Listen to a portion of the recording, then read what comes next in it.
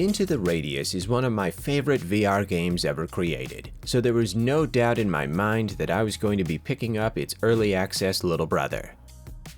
I heard many warnings about how much work still needs to be done on it, but I paid little attention to all that. After all, the Soviet government needed my help. Good shot. The biggest selling point was a new co-op mode, and it was the perfect way to experience all the game currently has to offer. I got some shells. Now all I need is some cheese. Whether you're going in alone or with some backup, much of the structure is the same. Go to the HQ, pick a mission, walk towards the glowing man beckoning you into the woods, and die. I died. Some things, though, are very different. Despite the large watchtowers, the security feels much more relaxed since there's only one door protecting this place. That's just asking for trouble. The surrounding area says it's protected by mines, but I had to test it to make sure.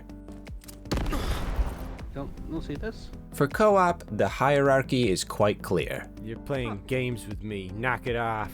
Yeah, I'm sorry. Player 1 picks the missions, controls where you travel, and is the only one who can accomplish certain objectives.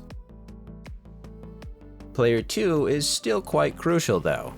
That's okay. All we need is each other. Eh. Player 2 can help with the locals, cause massive lag spikes, and provide the best ideas for group activities. Did you want to play checkers? Ah.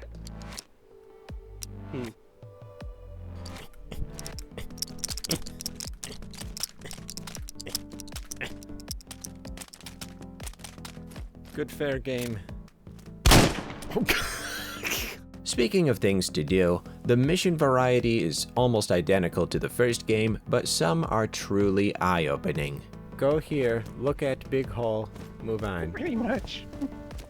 Even at the base, there are many ways to pass the time if you're too scared to leave. Oh, there's basketball. When are they gonna What? get a ball? We have a ball. It's called a fully loaded handgun. The lighting is even better than it used to be, I found a teacup I can finally share with 4 of my other friends. Ooh! the first map is much smaller, which offers a more gentle and gradual introduction to the world, and it's somehow more dangerous than I expected. Don't do that. The majority of the negatives are very likely to be temporary complaints. They didn't even put the bag on right. That's gonna fall off immediately. There's currently no voice chat, a lot of pieces are locked off like the gun range, and some basic inputs for objects don't work as advertised. The major issues are, for the most part, isolated to player 2, or 3, or 4. If you're not the host, you can't pick up your own gear after dying. Your captain has to pick it up for you, lest it remain invisible like my friend all through grade school. Oh. You can't use the anomaly detector, some crucial effects aren't visible like the glorious enemy rapture, teleporting objects to your hands requires a lot of negotiation, your backpack and side pouch aren't always reliable, the visual display of ammo cannot be trusted, and there are more than a few animation glitches. Oh boy, you've never looked cooler. The real kicker is that, somehow, it's still enjoyable. I still want to play, even after crashing 6 times in 1 hour.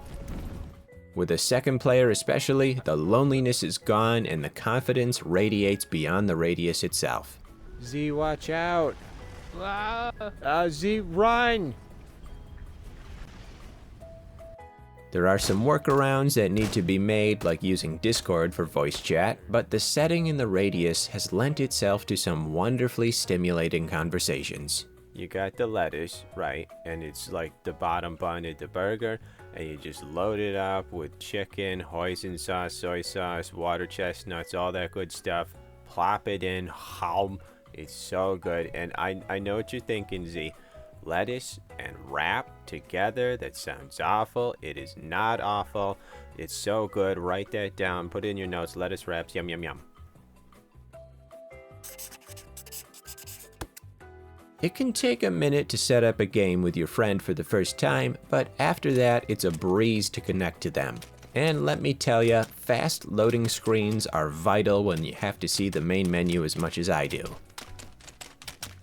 The goodest news is that it will only get better from here. And this is a really great low bar that will be very easy to climb over. $32 for a shower? Highway robbery. That crashed my game. Showers are Whatever. bad for you. Noted. Yep. I'll be returning to the Radius frequently to see what's new over the months and years, however long it takes. Excuse me, leave me alone! I do not want what you're selling. I don't have a lot of trust in most developers, but when it comes to... wait, what are they called? CM Games? Okay. When it comes to CM Games, they have my full support.